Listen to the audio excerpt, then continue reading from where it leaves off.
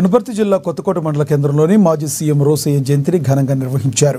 ఈ నేపథ్యంలో శ్రీ వాసవి ఆలయ ఆవరణలో జయంతి వేడుకలు నిర్వహించినట్లుగా మాజీ ఎంపీపీ మౌనిక మల్లేష్ తెలిపారు.